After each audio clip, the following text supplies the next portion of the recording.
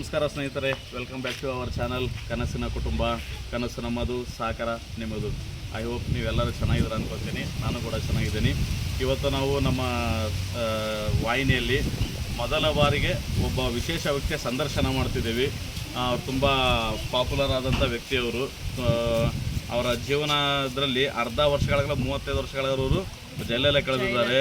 ಮತ್ತು ಅಲ್ಲಿ ಎಷ್ಟೋ ಕೈದಿಗಳಿಗೆ ಮನಪರಿವರ್ತನೆ ಮಾಡಿದ್ದಾರೆ. ಎಷ್ಟೋ ಜನಕ್ಕೆ ಅವರು ತಮ್ಮ ಸಹಾಯದ ಮೂಲಕ ರಿಲೀಸ್ ಮಾಡಿಸಿದ್ದಾರೆ.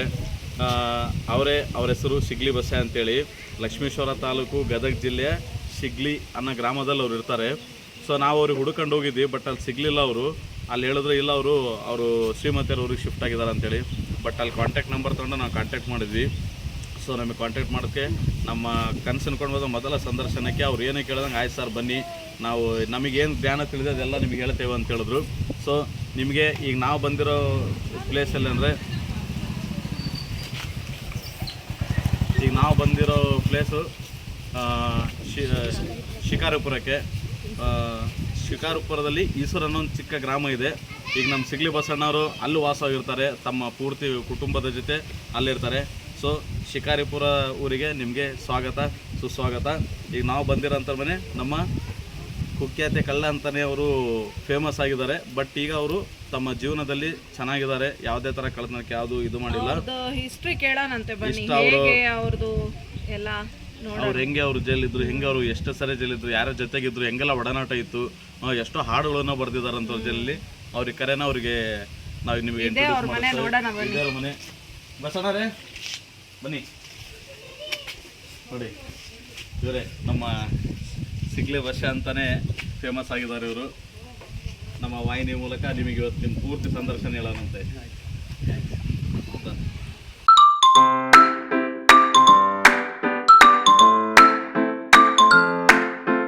ಕನಸಿನ ಕುಟುಂಬ ಯೂಟ್ಯೂಬ್ ಚಾನಲ್ಗೆ ನಿಮಗೆ ಸ್ವಾಗತ, ಸುಸ್ವಾಗತ. ಇವತ್ತು ನಾವು ಒಂದು ವಿಶೇಷ ವ್ಯಕ್ತಿನ ನಿಮಗೆ ಪರಿಚಯ ಮಾಡಿಕೊಡ್ತೀವಿ. ಇವರು ತಮ್ಮ ಜೀವನದಲ್ಲಿ ತುಂಬ ಹೋರಾಡಿ, ತುಂಬ ಕಷ್ಟಗಳನ್ನು ಅನುಭವಿಸಿ ಹೋರಾಡಿ ಇದ್ದಾರೆ. ಅದೇ ಬೇರೆ ಯಾರಲ್ಲ, ನಮ್ಮ ಕರ್ನಾಟಕ ಜಿಲ್ಲೆ ಗದಗ ಜಿಲ್ಲೆಯ ಲಕ್ಷ್ಮೇಶ್ವರ ತಾಲೂಕಿನ ಸಿಗ್ಲಿ ಗ್ರಾಮದ ಸಿಗ್ಲಿ ಬಸ್ಸೆ ಅವರು ಅಂತೇಳಿ. ಅವ್ರ ಬಗ್ಗೆ ನೀವು ಕೆಲವರು ಕೇಳಿರ್ತೀರ, ಕೆಲವು ಎಲ್ಲ ಅವ್ರದ್ದು ಇದು ಬಂದಿದೆ, ವಿಡಿಯೋ ಕ್ಲಿಪ್ಸ್ ಎಲ್ಲ ಬಂದಿದೆ ಕೆಲವ್ರ. ನಾವೇನು ಮಾಡಿದ್ವಿ, ನಮಗೊಂದು ಕ್ಯೂರಿಯಾಸಿಟಿ ಬಂತು, ಇವ್ರಿಗೆ ನಾವು ಭೇಟಿಯಾಗಿ ನಾವು ಇವ್ರದ್ದೊಂದು ಸಂದರ್ಶನ ಮಾಡೋಣ ಅಂತೇಳಿ. ಹಂಗಾಗಿ ಇವ್ರಿಗೆ ಕಾಲ್ ಮಾಡಿ ಕೇಳಿದ್ವಿ. ಆಯ್ತು ಸರ್ ಬನ್ನಿ, ಧಾರವಾಡ ಬನ್ನಿ, ಸಂದರ್ಶನ ಮಾಡ್ಕೊಳ್ಳಿ, ಏನು ತೊಂದರೆ ಇಲ್ಲ ಅಂತ ಹೇಳಿದ್ರು. ಸೊ ಹಂಗಾಗಿ ನಾವು ಬಂದಿದ್ದೀವಿ. ಈ ವಿಶೇಷ ವ್ಯಕ್ತಿ ನಿಮ್ಗೆ ಪರಿಚಯ ಮಾಡಿಸ್ಕೊಡ್ತೀವಿ. ಅವ್ರ ಜೀವನದಲ್ಲಿ ಏನೇನು ನಡೆದಿದೆ, ಎಷ್ಟೆಲ್ಲ ಅನುಭವಿಸಿದ್ದಾರೆ, ಈಗ ಹೆಂಗಿದ್ದಾರೆ, ಆರಾಮಿದ್ದಾರೆ. ಈಗ ನಾವು ನೋಡಿದಂಗೆ ಆರಾಮಿದ್ದಾರೆ ಅಂತ ತೊಂದರೆ ಇಲ್ಲ. ಇದನ್ನ ನಿಮ್ಗೂ ನಿಮ್ಮ ಕಣ್ಣೆದುರು ತರ್ತೀವಿ. ಅವ್ರಿಗೆ ತುಂಬಾ ಜ್ಞಾನ ಇದೆ, ಕಾನೂನು ಬಗ್ಗೆ ತುಂಬಾ ಜ್ಞಾನ ಇದೆ. ನಾವು ಸ್ವಲ್ಪ ಕಾನೂನು ಬಗ್ಗೆ ಜನಕ್ಕೆ ಅರಿವು ಮೂಡ್ಲಿ ಅನ್ನೋ ವಿಚಾರಕ್ಕೆ ನಾವು ಇವ್ರನ್ನ ಕಾಂಟ್ಯಾಕ್ಟ್ ಮಾಡಿ ಬಂದಿದ್ವಿ. ಅದರಲ್ಲಿ ವಿಶೇಷ ಏನಂದ್ರೆ, ಪ್ರಥಮ ಬಾರಿ ನಾವು ಒಬ್ರು ಸಂದರ್ಶನ ಮಾಡ್ತಿರೋದು. ನಮ್ಮ ಕನಸು ಕುಟುಂಬ ಈಗ 1150 ಸಬ್ಸ್ಕ್ರೈಬರ್ ಇದ್ದಾರೆ ಅಷ್ಟೇ.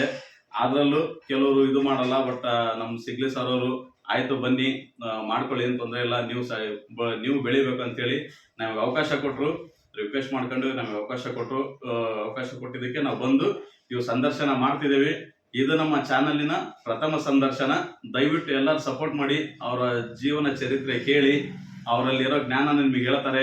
ನಿಮಗೆ ಏನಾರು ಅದರಲ್ಲಿ ಇದು ಮಾಡ್ಕೋಬೇಕಂತೀರ ತಗೊಂಡು ಯೂಸ್ ಮಾಡ್ಕೊಳ್ಳಿ, ಏನೇ ಇದು ಇಲ್ಲ. ಸೊ ಈಗ ಬನ್ನಿ, ನಮ್ಮ ಕಾರ್ಯಕ್ರಮದ ಮೊದಲ ಸಂದರ್ಶನದ ಮೊದಲ ವ್ಯಕ್ತಿ ನಮ್ಮ ಸಿಗ್ಲಿ ಬಸ್ಸೆ ಅವರು. ಸರ್ ನಮಸ್ಕಾರ. ನಿಮ್ಮಲ್ಲಿ ತುಂಬಾ ಜ್ಞಾನ ಇದೆ, ತುಂಬಾ ಅರಿವಿದೆ. ಸೊ ಹಂಗಾಗಿ ನಾವು ನಿಮಗೆ ಕರೆ ಮಾಡೋದಕ್ಕೆ ನೀವು ನಮಗೆ ಪರ್ಮಿಷನ್ ಕೊಟ್ರಿ ಬರ್ರಿ ಅಂತೇಳಿ. ನಮ್ದಿನ ಸಣ್ಣ ಚಾನಲ್, ಈಗ ಬೆಳೀತಿರೋ ಚಾನಲ್, ಇದು ನಿಮ್ಮ ಸಹಕಾರ ತುಂಬಾ ಮುಖ್ಯ. ದಯವಿಟ್ಟು ನಿಮ್ಮಲ್ಲಿರೋ ಜ್ಞಾನ, ನಿಮ್ಮ ಜೀವನದಲ್ಲಿ ನೀವು ಹೆಂಗ್ ನಡೆದು ಬಂದ್ರಿ ಎಲ್ಲಾನು ಸ್ವಲ್ಪ ನಮ್ಮ ವೀಕ್ಷಕರಿಗೆ ತಿಳಿಸ್ಕೊಡ್ರಿ. ವೀಕ್ಷಕರೇ, ಈಗ ನೋಡಿ ನಮ್ಮ ಸಿಗ್ಲಿ ಬಸ್ಸೆ ಅವರ ಎಲ್ಲ ಅವರ ಜೀವನದ ಕಥೆಗಳು ಎಲ್ಲ ಹೇಳ್ತಾರೆ. ನೋಡಿ ನಮಗೂ ಪ್ರೋತ್ಸಾಹಿಸಿ, ನೀವು ತಿಳ್ಕೊಳ್ಳಿ, ಸರ್ಗೂ ನಾವು ಪ್ರೋತ್ಸಾಹಿಸೋಣಂತೆ. ಕನಸಿನ ಕುಟುಂಬಕ್ಕೆ ಮತ್ತೊಮ್ಮೆ ಸ್ವಾಗತ, ಸುಸ್ವಾಗತ.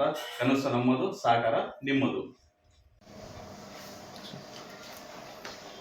ನಮಸ್ಕಾರ. ನಾನು ಸಿಗ್ಲಿ ಬಸ್ಸೆ, ಗದಗ ಜಿಲ್ಲಾ ಲಕ್ಷ್ಮೇಶ್ವರ ತಾಲೂಕು ಶಿಕ್ಷಣ ಗ್ರಾಮದ ಸಿಗ್ಲಿ ಬಸ್ಸೆ.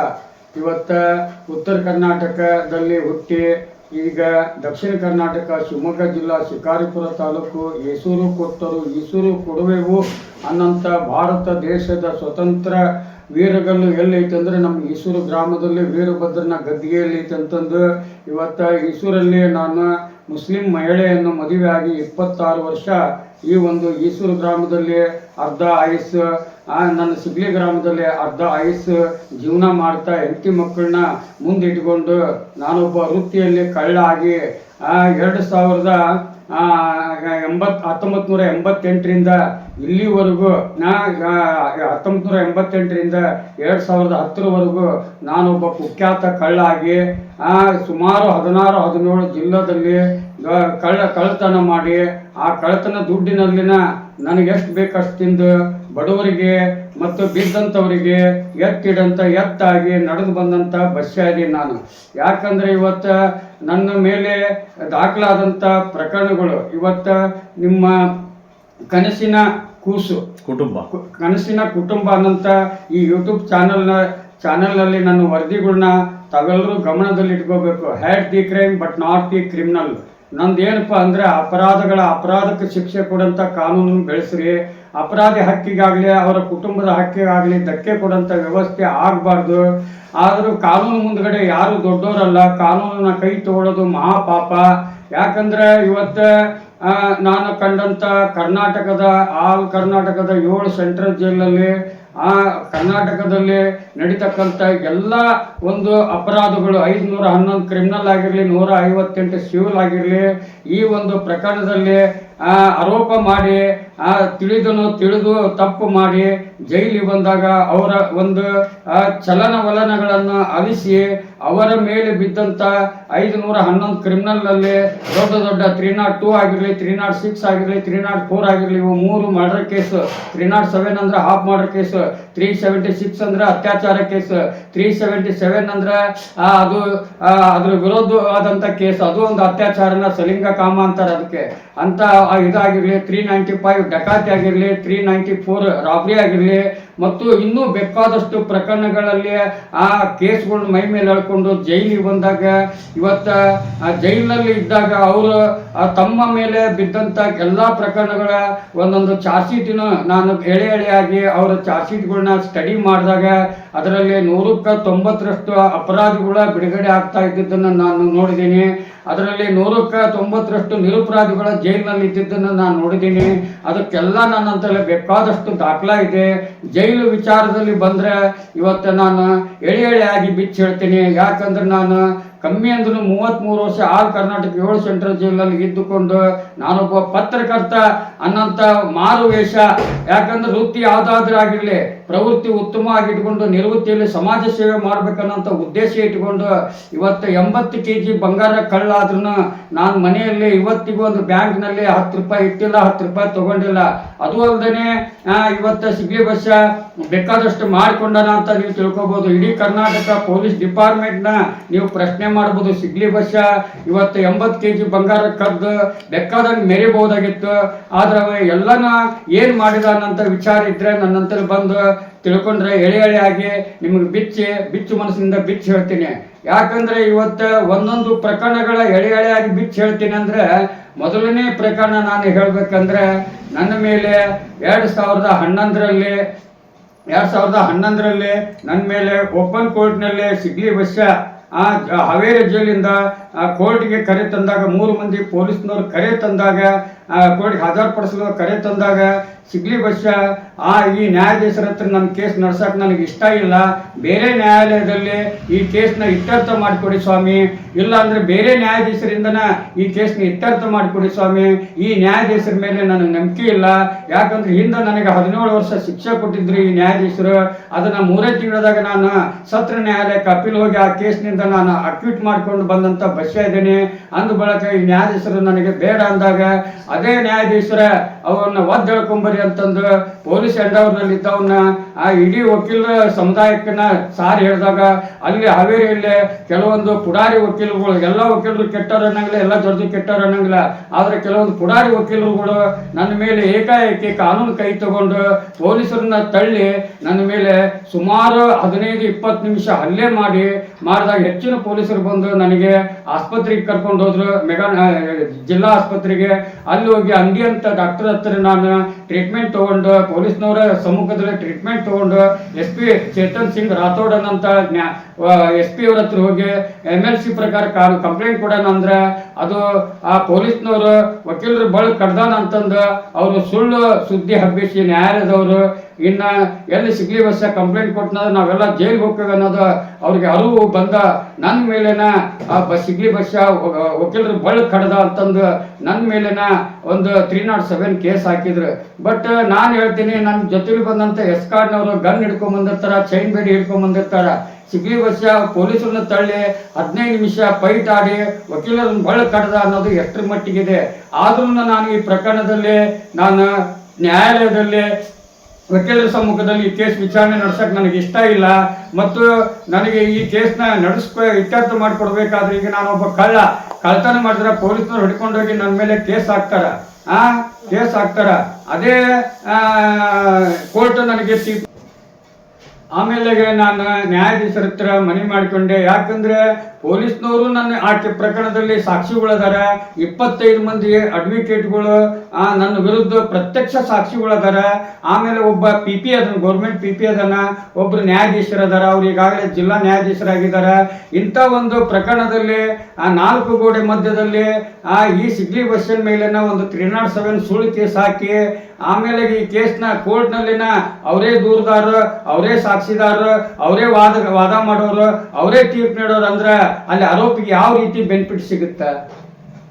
ಇದು ನನ್ನ ಪ್ರಶ್ನೆ ಕಾಡ್ತಾ ಇತ್ತು. ಯಾಕಂದ್ರೆ ಇದನ್ನ ಬಹಿರಂಗ ಇತ್ಯರ್ಥಪಡಿಸಿ CC ಕ್ಯಾಮ್ರಾ ಅಳವಡಿಸಿ ಈ ಕೇಸ್ನಲ್ಲಿ ನಾನು ಅಪರಾಧ ಅನ್ನೋದು ಸಾಬೀತುಪಡಿಸಿದ್ರೆ ನನಗೆ ಗಲ್ಲು ಶಿಕ್ಷೆ ಕೊಡಿ. ಯಾಕಂದ್ರೆ ಕಾನೂನು ಮೇಲೆ ಕೈ ಮಾಡೋದು ಅಪರಾಧ ಅನ್ನೋದು ನನಗೂ ಗೊತ್ತಿದೆ. ಇವತ್ತು 33 ವರ್ಷ ನಾನು ಆಲ್ ಕರ್ನಾಟಕ 7 ಸೆಂಟ್ರಲ್ ಜೈಲ್ ಸುತ್ತಿ 48 ಕೋರ್ಟ್ನ ವಾದ ಮಾಡಿದ್ರೆ ಇವತ್ತಿಗೂ ಒಬ್ಬ ವಕೀಲರು ಸಹಿತ ನನ್ನ ಮೇಲೆ ಒಂದು ಆರೋಪ ಹಾಕಿದ್ದ ದಾಖಲೆ ಇಲ್ಲ. ಬೇಕಾದಷ್ಟು ಮರ ಹತ್ತಿ ಹೋರಾಟ ಮಾಡಿದ್ದೇನೆ, ಗಿಡ ಹತ್ತಿ ಟವರ್ ಹತ್ತಿ ಹೋರಾಟ ಮಾಡಿದ್ದೇನೆ. ಇವತ್ತಿಗೆ ನನ್ನ ಮೇಲೆ ಯಾವ ಪ್ರಕರಣನೂ ದಾಖಲಾಗಿಲ್ಲ. ಬರೀ ಕಳ್ತನ ಒಂದು ಹೊರತುಪಡಿಸಿದ್ರೆ ನಾನು ಕಳ್ತನ ಮಾಡಿದ್ದೇನೆ ಅಂತ ಒಪ್ಕೊಂತೀನಿ. ಬಟ್ ಹಾಫ್ ಮರ್ಡರ್ ಮಾಡಿದ ಸಿಗ್ಲಿ ಬಸ್ಸ, ವಕೀಲರು ಬಾಳ ಕಡ್ದ ಸಿಗ್ಲಿ ಬಸ್ಸ ಅಂತಂದು ಹೇಳಿಕೆ ಕೊಡೋದು ಎಷ್ಟರ ಮಟ್ಟಿಗೆ ಸರಿ? ಈ ಪ್ರಕರಣನ ನಾನು ಚಾಲೆಂಜ್ ಆಗಿ ಸ್ವೀಕರಿಸ್ತೇನೆ. ಯಾಕಂದ್ರೆ ಈ ಪ್ರಕರಣದಲ್ಲಿ ನನ್ನ ಇದನ್ನ ಮರು ವಿಚಾರಣೆಗೆ ಒಳಪಡಿಸಿ ಸಾರ್ವಜನಿಕರ ಮುಂದೆ ಮರು ವಿಚಾರಣೆಗೆ ಒಳಪಡಿಸಿದ್ರೆ ನಾನು ಆ ಶಿಕ್ಷೆಗೆ ಗುರಿ ಆಗ್ತೇನೆ. ಇಲ್ಲಾಂದ್ರೆ ನಾನು ನಿರಪರಾಧಿ ಆದ್ರೆ ಇದಕ್ಕೆ ಜನರಿಗೆ ಸಹಕಾರ ಆಗುತ್ತಾ?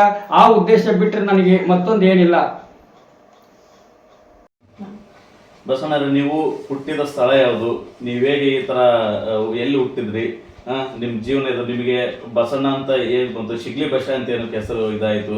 ಸೊ ಮತ್ತೆ ನೀವು ಕಳತನಕ್ಕೆ ಯಾಕೆ ಇಳಿದ್ರಿ? ನಿಮಗೆ ಕಳತನಕ್ಕೆ ಇಳಿಯೋಕಿನ ಮುಂಚೆ ಏನು ವಯಸ್ಸಿತ್ತು? ಆ ವಯಸ್ಸಲ್ಲಿ ಕಳತನ ಮಾಡೋಕನ್ನೋದು ನಿಮ್ಮ ಉದ್ದೇಶ ಏನಾಗಿತ್ತು ಅಂತ ಸ್ವಲ್ಪ ತಿಳಿಸ್ಕೊಡಿ.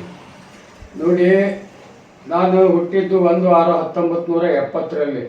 ಆದರೆ ಇವತ್ತು ಸಿಗ್ಲಿ ಬಸ್ಸ ಸಿಗ್ಲಿ ಗ್ರಾಮದಾಗ ಜನಿಸಿ 1 ನಂಬರ್ ವಾರ್ಡ್ 8 ವಾರ್ಡ್, ಅದರಲ್ಲಿ 1 ನಂಬರ್ ವಾರ್ಡ್ನಲ್ಲಿ ನಾನು ಹುಟ್ಟಿದ್ದು. ನಮ್ಮ ತಾಯಿ ಕುರುಬ ಕುಲದಕ್ಕಿ, ನಮ್ಮಪ್ಪ ವೀರಶೈವದವನು. ಅಂದ್ರೆ ನಮ್ಮ ಅಪ್ಪನಿಗೆ 2 ಹೆಂಡ್ರು. ಅದರಲ್ಲಿ ವೀರಶೈವದಕ್ಕಿಗೆ 11 ಜನ ಮಕ್ಕಳು, ನಮ್ಮ ತಾಯಿಗೆ 12 ಜನ ಮಕ್ಕಳು ಕುರುಬ ಕುಲದಕ್ಕಿಗೆ. ಇವು 23 ಮಕ್ಕಳನ್ನ ನಮ್ಮಪ್ಪ ಜೀವಿರೋ ಮಠನ ನಮಗೆ ಮಕ್ಕಳಂತಾನೆ ಸ್ವೀಕಾರ ಮಾಡಿ ಎಲ್ಲ ಮಕ್ಕಳು 23 ಮಕ್ಕಳು ದಾಖಲಾನು ವೀರಶೈವದಲ್ಲಿನ ದಾಖಲಾ ಕುಂದಿರಿಸಿ ನಮ್ಮಪ್ಪ ಎಲ್ಲ ಮಕ್ಕಳದು ಮದುವೆ ಮಾಡಿದ್ರು. ಆದ್ರೆ ನಮ್ಮಪ್ಪಂದು 3 ಎಕರೆ ಜಮೀನಿತ್ತು. ಆ 3 ಎಕರೆ ಜಮೀನಿದ್ದಾಗ ನಮ್ಮಪ್ಪ ಜೀವಂತವಾಗಿದ್ದಾಗ ನಾವು ಆಸ್ತಿ ಬಗ್ಗೆ ತಲೆ ಕೆಡಿಸ್ಕೊತಿದ್ದಿಲ್ಲ. ಯಾಕಂದ್ರೆ ನಮ್ಮಪ್ಪ ನಮ್ಗೆ ಯಾವ ರೀತಿಯೂ ಕಮ್ಮಿ ಮಾಡಿದ್ದಿಲ್ಲ, ಶಿಕ್ಷಣದಲ್ಲಿ ಆಗಲಿ, ಊಟದಲ್ಲಿ ಆಗಲಿ. ಮತ್ತು ನಾವು ಇವತ್ತಿಗೆ ಮಾಂಸಾಹಾರಿ ತಿಂದವರಲ್ಲ, ಹಾಲಾಕಿ ಚಾ ಕುಡಿದವರಲ್ಲ. ಆಮೇಲೆ ಈ ಒಂದು ಹೆಣ್ಣಿನ ಸವಾಸ ಇದ್ದಂಥ ಬಸ್ಸ ಅದೀನಿ ನಾನು.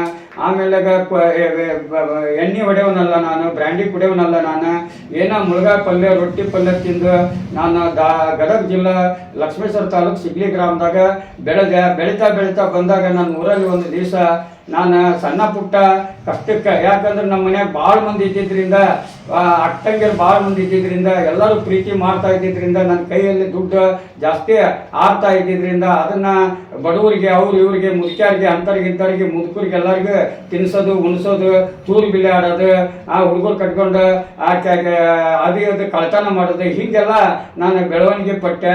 ಅದನ್ನು ನಮ್ಮ ಮನೆಯಲ್ಲಿ ದುಡ್ಡು ತಂದು ಕೊಟ್ಟರೆ ಎಲ್ಲಿಂದ ಬಂತು ಅಂತ ಕೇಳಿ ಹೊಡಿತಾರಂತಂದು ಆ ದುಡ್ಡನ್ನ ಎಲ್ಲ ಮನೆಗೆ ಬರೋದಾಗ ಎಲ್ಲರಿಗೆ ಖಾಲಿ ಮಾಡೇ ಮನೆಗೆ ಬರ್ತಿದ್ದೆ. ಹಂಗೆ ಓಡ್ತಿದ್ದೆ. ಅವಾಗ ನಮ್ಮ ಊರಾಗ ಎಲ್ಲರೂ ಈ ಕಳ್ಳ ಬಾಳೆಹಣ್ಣು ಕೂಟ ಅಡ್ಡಾಡ್ಬೇಡ್ರಿ, ಈ ಉಡಾಳ ಕೂಟ ಅಡ್ಡಾಡ್ಬೇಡ್ರಿ, ಬೆಂಡ್ಲ ಕೂಟ ಅಡ್ಡಾಡ್ಬೇಡ್ರಿ, ಮಕ್ಕಳು ಹಾಳಾಗ್ತೀರಿ ಅಂತಂದು ನನಗೆ ಅವ್ರ ಮಕ್ಕಳಿಗೆಲ್ಲ ಬುದ್ಧಿ ಹೇಳ್ತಿದ್ರು. ಆದರೆ ನಾನು ಅದ್ರ ಬಗ್ಗೆ ತಲೆ ಕೆಡಿಸ್ಕೊತಿದ್ದಿಲ್ಲ.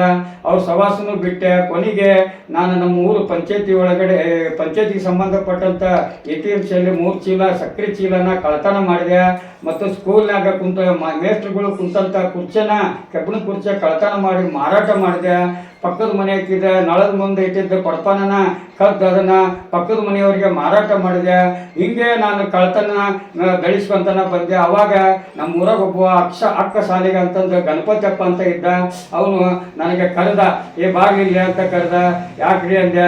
ಅಲ್ಲಿ ಶಿವಗರ ದಬರಿ ಕದ್ದೆ, ಇದು ಕದ್ದೆ, ಕಬ್ಣ ಕದ್ದೆ ಅನ್ಕೊಂತ ಹೊಂಟ್ಬಿಟ್ಟಿಯಲ್ಲ, ಹೋಗು ಬಂಗಾರ ಕರ್ಕೊಂಬ, ನಾನು ನಿನಗೆ ರೊಕ್ಕ ಕೊಡ್ತೀನಿ ಅಂದ್ರೆ. ಅವಾಗ ಬಂಗಾರ ಎಲ್ಲಿ ಸಿಗ್ತೈತಿ ಅಂದೆ. ಮನೆ ಕಳ್ತನ ಮಾಡಿದ್ರೆ ಸಿಗ್ತೈತಿ ಅಂತಂದ್ರೆ ಆ ಧೈರ್ಯ ನನಗಿಲ್ರಿ ಅಂದೆ. ಹಾಗಾದ್ರೆ ದೇವಸ್ಥಾನದಲ್ಲೇ ಬಂಗಾರ ತಾಳಿ ನತ್ತಿ ಇರ್ತವ, ಅವ್ನು ಕರ್ಕೊಂಬಂದ್ಬಿಡು, ನಿನಗೆ ನಾ ರೊಕ್ಕ ಕೊಡ್ತೀನಿ ಅಂತಂದು ನನಗೆ ಅದನ್ನ ಆಸೆ ತೋರಿಸಿದ್ರು. ಅವಾಗ ನನಗೆ ಆ ಸಮಯ ಒಂದು ಸಂದರ್ಭದಲ್ಲಿ ದೇವಸ್ಥಾನ ಕಳ್ತನ ಮಾಡೋಂಥ ಅವಕಾಶ ಸಿಕ್ಬಿಟ್ಟು ಆ ದೇವಸ್ಥಾನದಲ್ಲಿ ಯಾರು ಇದ್ದಿದ್ದಿಲ್ಲ. ದ್ಯಾಮವ್ವನ ಗುಡಿ ತಾಳಿ ನತ್ತು ನೋಡಿದೆ. ಒಳಗೆ 6 ದೊಡ್ಡ ತಾಳಿ ಇದ್ವು, ನತ್ತು ಒಂದು ತೊಲಿ ನತ್ತಿತ್ತು. ನಾನು ಆ ಸಿಂಹದ ಮೇಲೆ ಕುಂತಂತ ದ್ಯಾಮವ್ವನ ಮೇಲೆ ಹತ್ತಿ ಅಲ್ಲಿ ಒಳಗಿಂದ ಕ್ಲೀನ್ ತಕ್ಕೊಂಡು ನತ್ತು ತಕ್ಕೊಂಡು ಓಡುವಂಥ ಸಂದರ್ಭದಲ್ಲಿ ಆ ಗುಡಿ ಪೂಜಾರಿ ನೋಡಿ ನನ್ನ ಇವನೇ ಕಳ್ಳ ಅಂತಂದು ಹೇಳಿದಾಗ ಅವಾಗ ನಮ್ಮ ಅಪ್ಪಾರ ಉಡಾಳ ಅಂತಂದು ಹೊಡಿತಿದ್ರು, ಬಡಿತಿದ್ರು. ಅದು ಇದು ಮಾಡಬೇಡ ಅಂತಂದು ನನ್ನ ಮೇಲೆ ಭಾಳ ಜವಾಬ್ದಾರಿಯಿಂದನೇ ಕಾಯ್ತಿದ್ರು. ಆದರೂ ನನ್ನ ಚಟಕ್ಕೆ ನಾನು ಕಳ್ತನ ಮಾಡಿಬಿಟ್ಟೆ. ಅದನ್ನು ತೊಗೊಂಡೋಗಿ ಆ ಗಣಪತಿ ಅಪ್ಪನ ಕೊಟ್ಟೆ. ಅವನು ನನಗೆ 60 ರೂಪಾಯಿ ದುಡ್ಡು ಕೊಟ್ಟ. ಅದು ಅಷ್ಟು ಬಂಗಾರ ತಗೊಂಡು ಆ ದುಡ್ಡಿನಲ್ಲೇ ನಾನು ಮಜಾ ಮಾಡ್ಕೊಂಡು ಹುಡುಗರಿಗೆಲ್ಲ ಮಜಾ ಮಾಡಿಸ್ಕೊತಾನ ಬೆಳೆದೆ. ಅದೇ ಫಸ್ಟ್ ಕಳ್ತನ. ಕಳ್ತನ ಮಾಡಿದ ದುಡ್ಡು ನಿಮ್ ಸ್ವಂತಕ್ಕೆ ನಾನೇನು ಇಟ್ಕೊಂಡಿಲ್ಲ, ಮನೆಗಂತೂ ತಗೊಳ್ತಿದ್ದಿಲ್ಲ. ಎಲ್ಲ ಬಡವರಿಗೆ ಅಲ್ಲೇ ಅವಾಗ ಏನಾಗ್ಬಿಡ್ತು, ಅಲ್ಲೇ ನಮ್ಮ ಓಣ್ಯಾಗ ಒಬ್ಬಾಕಿ ಮುದುಕಿದ್ಲು. ಅವಾಗ ಆಕಿ ಮುದುಕಿ ಏನಂದ್ಲು, ನಾ ತೂರ್ ಬಿಲ್ಲಾಡಿ ಇಷ್ಟಕ್ಕಂದ್ರೆ ರೊಕ್ಕ ತಗೊಂಡ್ ಬರ್ತಾ ಇದ್ದೆ. ಬಸವ ಅಂದ್ಲು. ಯಾಕೆ ಬೇ ಅಂದೆ. ಬಸವ ಬಾಯಿ ಕೆಟ್ಟ ಬಿಟ್ಟೈತೆ, 2 ಮಸಾಲೆ ದೋಸೆ, 1 ಮಸಾಲೆ ದೋಸೆ ತಂದು ಕೊಡ ಅಂದ್ಲು. ಅವಾಗ ತಡಿ ತಂದು ಕೊಡ್ತೇನೆ ಅಂತಂದು 2 ಮಸಾಲೆ ದೋಸೆ ತಂದು ಕೊಟ್ಟೆ. ಅದನ್ನು ತಗೊಂಡು ಮೂಲ್ಯಾಗ ಕುತ್ಕೊಂಡು ಗಬಾ ತಿನ್ನಾಕತ್ತಿದ್ಲು. ಅದನ್ನ ಆಕಿ ಸೊಸಿ ನೋಡಿದ್ಲು. ನೋಡಿದಾಗ ಆಕಿ ಗಂಡು ಬಂದ್ಗಡ್ಲೇನ ಹೇಳಿದ್ಲು, ನೋಡ ಕಳ್ಳ ಬಸ್ಸ, ಉಡಾಳ ಬಸ್ಸ, ಬೆಂಡ ಬಸ್ಸ, ನಿಮ್ಮ ಮೌಗ 2 ದೋಸೆ ತಂದು ಕೊಟ್ಬಿಟ್ಟನ, ಗಬಾ ಮೂಲ್ಯಾಗ ಕುತ್ಕೊಂಡು ತಿಂದು ಇಷ್ಟ ಹಾಕದ ಹೇತ್ ಬಿಟ್ಟ ನೋಡು ಅಂತಂದು ಹೇಳಿದ್ಲು. ಅವಾಗ ಅವ್ನು ಯಾರು ತಂದು ಕೊಡಲ್ಲ, ಆಕಿ ಹೇಳ್ತಾಳಲ್ಲ, ಅವನ ಬಾಡೆನ ಕರ್ಸಿ ಅದನ್ನ ತೊಳ್ಯಾಕ ಹಚ್ಚ ಅಂತಂದು ಹೇಳಿದಾಗ ಅವ ನಮ್ಮ ಮನೆಗೆ ಬಂದ. ನಮ್ಮ ಮನ್ಯಾಗ ಎಲ್ಲರೂ ಕುಂತಿದ್ವಿ. ಅವಾಗ ಬಂದು ಬಸವ ಅಂದ. ಯಾಕ ಅಣ್ಣ ಅಂದೆ. ಏನ್ಲೇ ನಮ್ಮ ಮೌಗ ಭಾರಿ ಸಹಾಯ ಮಾಡ್ತಿಲ್ಲ ನೀನು, ನಮ್ಮವ್ಗ ಆಸೆನ ಈಡೇರಿಸ್ತಿದ್ದಲ್ಲಿ. ಆಕಿ ಏನೋ ದೋಸೆ ಕೇಳಿದ್ರಂತ ನೀ 2 ದೋಸೆ ತಂದು ಕೊಟ್ಬಿಟ್ಟಿದಿ. ಆಕಿ ಗಬ ತಿಂದು ಇಷ್ಟ ಹಾಕದ ಹೇತ್ಬಿಟ್ಟಾಳ. ಮತ್ತು ಅನ್ನ ಹೊಟ್ಟಿಗೆ ಅನ್ನ ಹಾಕಿದಿ, ಮತ್ತು ಅದು ತಿಂದಿದ್ದ ತಳಗೆ ಸೇತಿದಾಳ. ಅದು ನೋಡಿ ಬರೋದು ಹೋಗ್ಬಾರ್ರಿ, ಪುಣ್ಯ ಬರ್ತೈತಿ ಅಂದ. ಅವಾಗ ನನಗೆ ಗೊತ್ತಾಯ್ತು, ಸಮಾಜದಲ್ಲಿ ತಂದೆ ತಾಯಿಗೆ ಕೊಡ್ತಕ್ಕಂಥ ಮಕ್ಕಳು ಗೌರವ ಇದೇನಾ ಅನ್ನೋದು ಅರಿವು ಬಂತು. ಇಂಥವ್ರನ್ನ ಮೇಲೆ ನಾನು ನಿಗಾ ಇಡಬೇಕು, ಇಂಥವ್ರನ್ನ ಎತ್ತಿ ಹಿಡಿಬೇಕು ಅಂತಂದು ನಾನು ಹಂಗೆ ಬೆಳೀತಾ ಬಂದೆ. ಒಂದು ದಿವಸ ನಮ್ಮ ಹೊಲದಾಗನ ಹತ್ತಿ ಬಿಡಿಸಾಕಂತಂದು ಆ ಕರ್ದಂಟು ತಿನ್ನ ಆಸೆ ಆಗಿತ್ತು. ಅವಾಗೆಲ್ಲ ಹತ್ತಿ ಮಾರಿದ್ರೆ ಕರ್ದಂಟು ಕೊಡ್ತಿದ್ರು. ಅದನ್ನ ತಿನ್ನಂತ ನಮ್ಮ ಹೊಲದಾಗ ಹೋಗಿ ಹತ್ತಿ ಬಿಡಿಸಾಕತ್ತಿದೆ. ಅವಾಗ ನಮ್ಮ ಹೊಲದಲ್ಲಿ ನಮ್ಮಪ್ಪ ಇದ್ದಿದ್ದಿಲ್ಲ. ಅವಾಗ ನಮ್ಮ ಸಣ್ಣ ಚಿಕ್ಕಮ್ಮ ಇದ್ಲು, ನಮ್ಮ ಅಪ್ಪನ ಒನ್ನೆ ಹೆಂಡ್ತಿದ್ಲು. ಆಮೇಲೆ ನಮ್ಮ ಅಜ್ಜಿ ಇದ್ಲು, ನಮ್ಮ ಕಾಕನೇ ಇದ್ರು ಹೊಲದಾಗ. ನಾ ಹತ್ತಿ ಬಿಡಿಸೋದು ನೋಡಿ ಓಡ್ ಬಂದು ಹಿಡಿದು ಗಿಡಕ್ಕೆ ಕಟ್ಟಿ ಹಾಕಿ ಹುಣಸಿ ಸಾಬಳು ತೊಗೊಂಡು ಮೈ ತುಂಬ ಬಾಸುಂಡಿ ಬರಂಗ ಹೊಡೆದ್ರು ನಾನು ಹೊಡ್ತಾ ತಿಂತಿದ್ದೆ. ಆದ್ರೆ ಅಲ್ಲಿ ಕೆಟ್ಟ ಬಕ್ಕೊಳಕ ಭಾಷೆ ಮಾತಾಡಿದ್ರು, ನೀನು ಸುಳ್ಳು ಹುಟ್ಟಿದ ಮಗ, ನೀನು ಕಳ್ಳ ಬಾಡೆ ಅಂತಂದು ಕೆಟ್ಟ ಬಳಕ ಬೈದು ಹೊಡೆದು ಕಳ್ಸಿದಕ್ಕೆ ನನಗೆ ಮಾನಸಿಕ ಆಯ್ತು. ಮಾನಸಿಕ ಆಗಿದ್ದಾಗ ನಾನು ಹಿಂಗೆ ದ್ಯಾಮವ್ವನ ಗುಡಿ ಕಳ್ತನ ಮಾಡಿದೆ. ಆಮೇಲೆ 3-4 ದ್ಯಾಮವ್ವನ ಗುಡಿ ಕಳ್ತನ ಮಾಡಿದೆ. ಆಮೇಲೆ ಶಂಕಮ್ಮನ ಗುಡಿ ಕಳ್ತನ ಮಾಡಿದೆ, ದುರ್ಗಮ್ಮನ ಗುಡಿ ಕಳ್ತನ ಮಾಡಿದೆ. ಆದ್ರೆ ನಾನು ಸಿಕ್ಕಾಕೊಂಡಾಗ ಹೊಡೆದ್ರು, ಬಿಟ್ಟರು. ಆದ್ರೆ ಯಾರು ಕೇಸ್ ಹಾಕಲಿಲ್ಲ. ಉಡಾಳದನ್ಬಿಡು ಸಣ್ಣವದನಂತಂದು ಇದನ್ನು ಮಾಡಿ ಬಿಟ್ಟರು, ಮಾಫಿ ಮಾಡಿದ್ರು. ಆದರೆ ಇವತ್ತು ಆ ದೇವರು ನನ್ನ ಕಡೆಯಿಂದ ಬೇಕಾದಷ್ಟು ಅನುದಾನ ಪಡ್ಕೊಂಡಿದ್ದಾರೆ. ಅವತ್ತು 60 ರೂಪಾಯಿ ನಾನು ಕಟ್ಟಿದ್ದಕ್ಕೆ ಇವತ್ತು ಸಾವಿರಾರು ಗಟ್ಲೆನ ನಾನು ದೇವರಿಗೆ ದಾನ ಮಾಡ್ತೀನಿ, ದೇಣಿಗೆ ಕೊಡ್ತೀನಿ. ಅದಕ್ಕೆ ಚೀಟಿ ತಗೊಳಂಗಿಲ್ಲ. ಇವತ್ತು ನಮ್ಮ ಊರಾಗನ ಸಿಗ್ಲಿ ಗ್ರಾಮದಾಗನ ದ್ಯಾಮೋನ್ ಗುಡಿ ತಾಳಿನತ್ ಕದ್ದು 22 ವರ್ಷದ ನಂತರ ನನ್ನ ಮುಸ್ಲಿಮ್ಸ್ನಾಗಿನ ಮದುವೆ ಆಗಿ ನಾನು ಊರಿಗೆ ಹೋದಾಗ ಅಲ್ಲೇ ನನಗೆ ಹೆಂಡತಿ ಮಕ್ಕಳು ಹೋದಾಗ ಆ ಗುಡಿ ಒಳಗಡೆ ಹೋಗಿ ಮನೆಗೆ ಹೋಗ್ದಾನ ಗುಡಿ ಒಳಗಡೆ ಹೋಗಿ ಆ ತಾಯಿಗೆ ವಜ್ರದಳ ನತ್ತು, ಆಮೇಲೆ ತಾಳಿ 2 ತಾಳಿ 150 ತೆಂಗಿನಕಾಯಿ ತಗೊಂಡು ಆ ದೇವಸ್ಥಾನದ ಒಳಗಡೆ ಹೋಗಿ ಪೂಜಾರಿ ಕರೆದು, ನೋಡಪ್ಪ ಹಿಂದೆ ನಾನು ಕಳ್ತನ ಮಾಡಿದ್ದೆ, ಆ ಕಳ್ತನ ಮಾಡಿದ ಕರ್ಮನ ತೊಳ್ಕೊಳ್ಳಿಕ್ಕೆ ಆ ತಾಯಿನ ನನಗೆ ಕರೆಸಿದಾಳ. ಈಗ ಅದನ್ನ ನಾನು ಋಣ ತೀರಿಸ್ತೀನಿ. ಇನ್ನು ಮುಂದೆ ಆಕಿ ಹೆಂಗೆ ಹೇಳ್ತಾಳ, ನನ್ನ ಹಂಗೆ ಎತ್ತು ಹಿಡಿದ್ರೆ ನಾನು ಒಳ್ಳೆ ಮನುಷ್ಯ ಆಗ್ತೀನಿಪ್ಪ ಅಂತಂದು ಹೇಳಿ ಆಕಿಗೆಲ್ಲ ಹಾಕಿ ಮತ್ತು ಮೈಕ್ ಸೆಟ್ ಎಲ್ಲ ಕೊಡಿಸಿದೆ. ಹಂಗೆ ನಮ್ಮ ಬನಶಂಕರಿ ಗುಡಿ ಐತಿ, ಆ ತಾಯಿಗೂ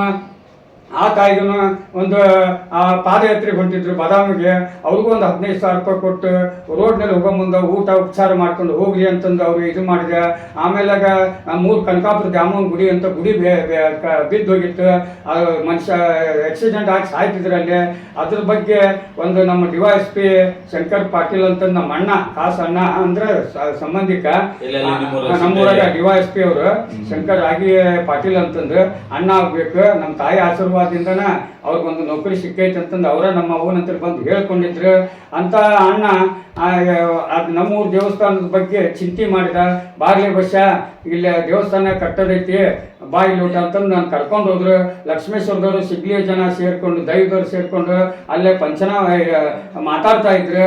ಅವಾಗ ನೀ ಎಷ್ಟು ಕೊಡ್ತೀನಿ ಅಂದಾಗ ಎಲ್ಲರೂ 1,100 500 ರೂಪಾಯಿ ಕೊಡ್ತೀನಿ ಅಂದ್ರು.